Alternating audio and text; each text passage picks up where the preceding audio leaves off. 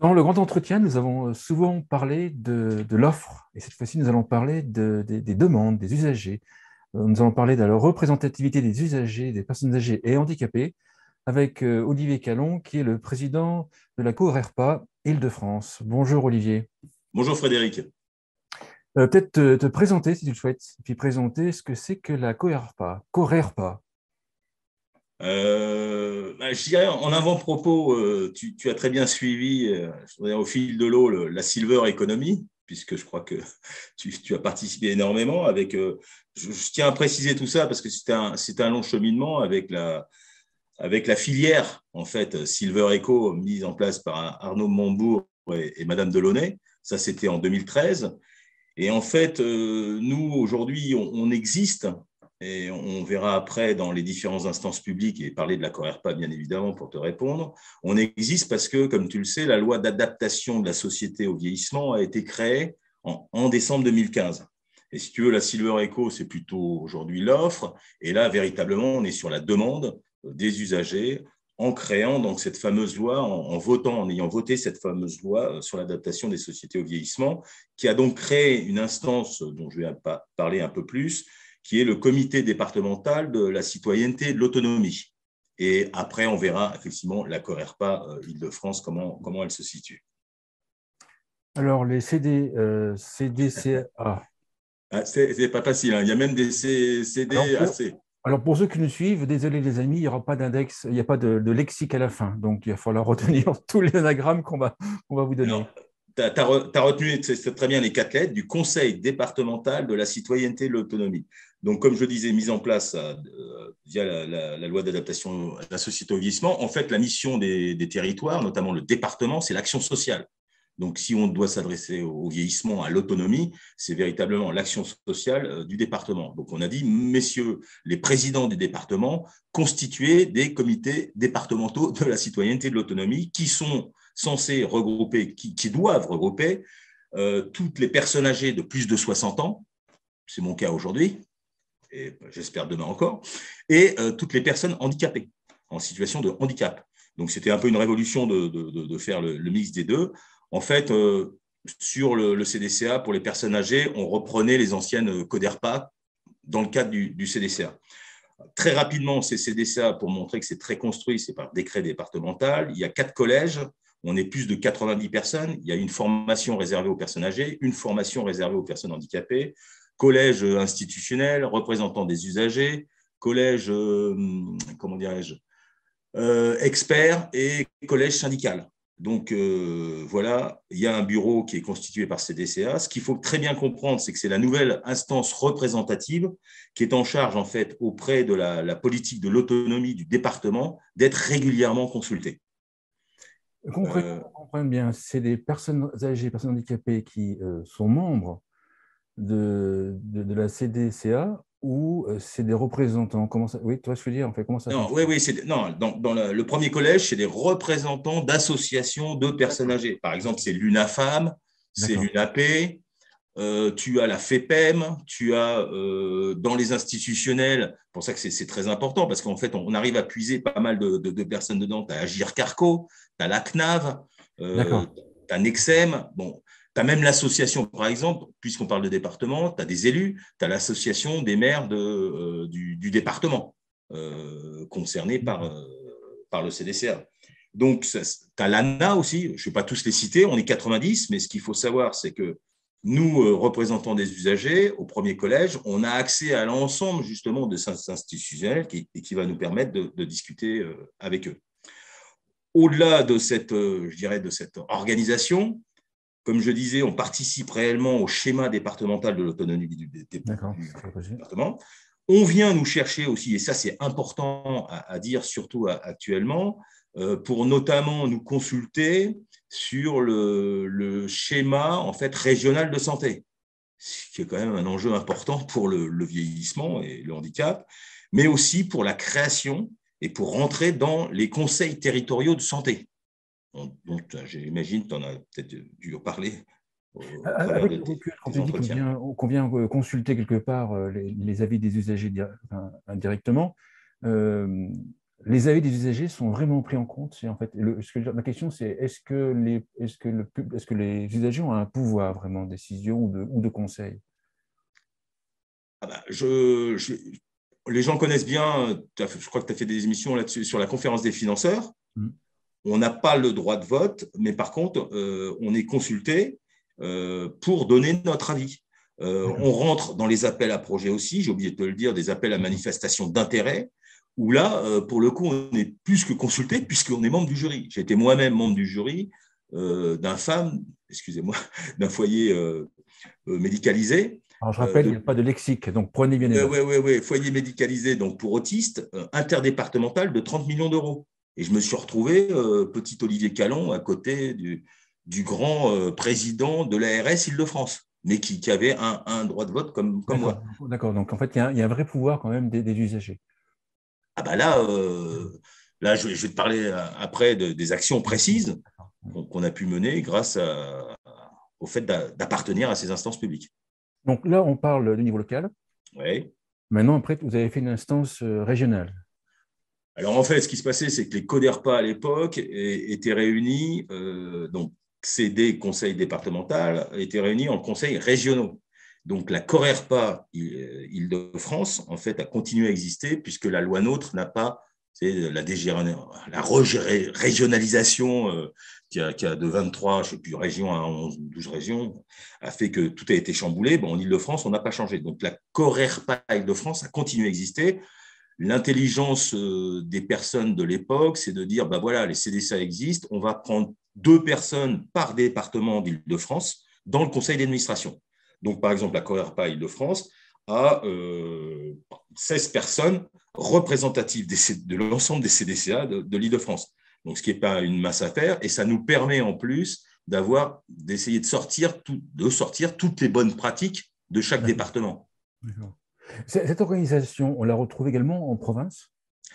Non, parce que la loi NOTRe, bon, déjà, les CODERPA ont été annulés par nature, par la loi, via le département, sont devenus des CDCA, et la CORERPA Île-de-France, le territoire n'a pas été changé. On n'est pas passé de 8 à 15 comme en Nouvelle-Aquitaine.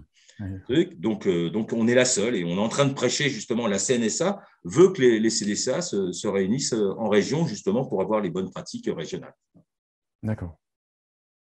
Dans les réalisations? Dans les réalisations, franchement, avant propos, Frédéric, tu me disais, mais qu'est-ce que tu fais avec tout ça? Tu me l'as dit comme ça, hein, dis-le, Oui. à vous. Et franchement, je convie tout le monde à regarder de près, d'une manière plus sérieuse, ces CDCA, puisque moi, personnellement, de mon côté, ayant une fille autiste en Belgique, ayant géré des EHPAD, de réunir le monde du handicap et le monde de la personne âgée, bah, je me suis dit, tiens, je vais créer, il y a 4 ans, donc en rentrant au conseil départemental des Yvelines, j'ai créé la première commission aidant il y a 4 ans. Et le fait, tout simplement, de me retrouver dans tout ce je dirais, monde d'experts institutionnels m'a permis de cheminer. On a fait des réunions de travail, on a fait bouger cette commission, on a fait des grandes journées salariés aidants, par exemple. On a fait la première à Versailles il y a 3 ans et demi, alors qu'on ne parlait même pas de la loi sur la reconnaissance des aidants. J'ai pu rencontrer, je fais rapidement la questeur Lauriane Rossi pour faire des séances au Parlement. Donc tout ça, ça a permis sur les aidants, avec cette petite commission aidant qui démarrotait tout au départ, et ils me regardaient quand je leur parlais de congé proche aidant avec des grands yeux il y a 4 ans, de pouvoir concourir à l'élaboration de la loi avec la sénatrice Jocelyne Guidez, le député Paul Christophe, voilà, et puis tout se déroulait que tu as bien suivi, hein, avec toutes ces émissions, avec le plan Agir pour les aidants sur 3 ans, le répit, la santé des aidants, le repérage des aidants, le réflexe proche aidant, et par 2 fois l'indemnisation du congé proche aidant. Donc, et la toute dernière petit succès et grand succès, plutôt, c'est la déconjugalisation, où on a quand même pas mal œuvré en fait pour calculer l'allocation pour le handicapé, voilà, et qui a été voté la semaine dernière, mais qui doit passer en commission paritaire.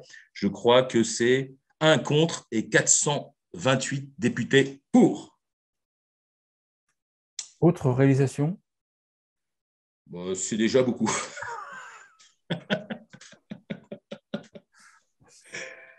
L'actualité, on va passer à l'actualité.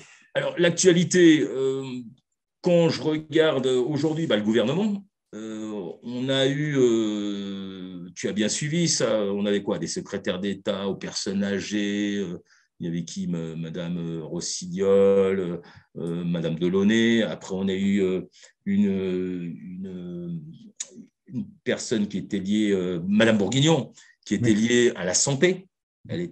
Et là, on a un ministre dédié, autonome, c'est dédié, et en charge de l'autonomie, des solidarités et du handicap. Donc là, c'est important, c'est qu'aujourd'hui, on va véritablement le rencontrer, participer à tous les groupes de travail, puisqu'il est complètement dédié à l'autonomie, donc ce qu'on est, conseil départemental de la citoyenneté et de l'autonomie. Autre chose qui me paraît au niveau du gouvernement assez intéressant, c'est qu'on a une secrétaire d'État, donc c'est Jean-Christophe Combe pour le ministre, bien sûr, la secrétaire d'État Marlène Schiappa, qui est dédiée à l'économie sociale et solidaire, mais aussi à la vie associative. Donc la vie associative, ça peut être sportive, mais ça peut être aussi le monde du handicap et bien évidemment les personnes âgées. Au niveau plus concret, il y a ce fameux décret du 25 avril 2022 après le scandale européen, dont tout le monde a titré, où en fait, on revisite les conseils de vie sociaux des EHPAD et justement cette représentativité des usagers qui devrait être en conformité au 1er janvier 2023. Pourquoi je dis tout ça? Parce que en fait, il faut renforcer, au lieu de peut-être renforcer les contrôles, mais on n'aura jamais suffisamment de monde pour tout contrôler. Il parle de commission d'évaluation des contrôles. Non, d'abord, portons la parole haut et fort au niveau des conseils de vie sociaux. On renomme… De ce qui existait, ça. Voilà, ce qui existe depuis 20 ans, mais il faut le faire savoir et on les fait évoluer. Donc, on renomme les proches aidants. Ça, c'est important parce que les aidants, ils n'étaient pas reconnus dans ce nouveau décret. Et on ouvre à des personnes extérieures, que ce soit l'élu municipal ou un des élus municipaux sur lequel l'EHPAD se situe, le territoire, le conseil départemental et, comme par hasard, le CDCA dont on vous parle aujourd'hui. Donc, c'est très important pour nous de bien rentrer là-dedans, avec un dernier rapport qui a été fait pas plus tard que la semaine dernière, le 12 juillet, justement, sur la gestion très délicate d'un certain nombre d'EHPAD, et qui préconise différentes choses. Voilà, donc une activité très forte, et ce qui est logique aussi, puisque on verra qu'il y a la création aussi de la 5e branche qui doit amener au vote de la loi sur le grand âge. C'est bien d'être optimiste, c'est bien. Objectif pour plus tard? Je ne suis pas optimiste, mais je monte les marches, si tu veux. Après, je ne sais pas au niveau où on va aller, mais bon, on est tous, en tout cas, le législatif… J'espère que moi, à 53 ans, je bénéficierai du loi du grand âge quand je serai âgé. Alors, un petit aparté, j'ai quand même un peu travaillé avant l'émission. On est âgé à partir de quel âge? Selon l'OMS, 60 ans. Et on est vieux à partir de quel âge? 69 ans. Donc, moi, je suis entre les deux, toi, tu es avant. Ouais, moi, je décale d'un an à chaque fois, donc ça va. D'accord. Sur les objectifs qu'on s'est fixés à la CORERPA, en tant que président de la CORERPA, on va veiller d'une manière très précise à ce que les inter-CVS par département, que ce soit des CVS d'établissements privés, publics, associatifs, on puisse constituer des inter-CVS pour voir toutes les bonnes pratiques des uns et des autres au sein même de leur établissement. J'avais parlé de la participation à la future loi sur le grand âge, et aussi une chose qui est assez nouvelle, et ça commence à monter, la participation à la création d'un conseil national consultatif des personnes âgées.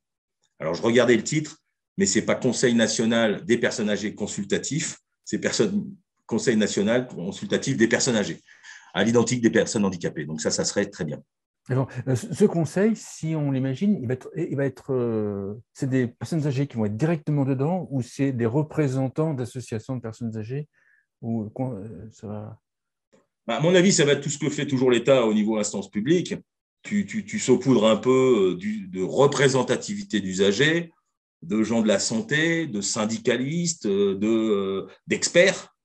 Voilà, c'est un saupoudrage pour pas qu'il y ait qu'une association. En plus, on ne saurait même pas laquelle, au niveau des personnes âgées ou une dizaine de personnes âgées qui représentent ça. D'accord, parce que généralement, ce que je dis souvent, c'est que par rapport à d'autres pays comme le Danemark ou l'Italie, il manque pour moi un lobby senior. Enfin, il manque une association de seniors très puissante. C'est mon avis, pour faire avancer. Parce que je vois aux USA, il y en a une, au Canada, il y en a une, en Grande-Bretagne, Edge UK, etc. Donc, voilà. En France, il y avait des aînés ruraux, mais ce n'était pas le même but que DNH au Canada, ou au Danemark, par exemple. Qui s'appelle aujourd'hui Génération Mouvement. Génération Mouvement, exactement. Et dont j'ai interviewé le président, vous pouvez le voir, et il insuffle un vent nouveau.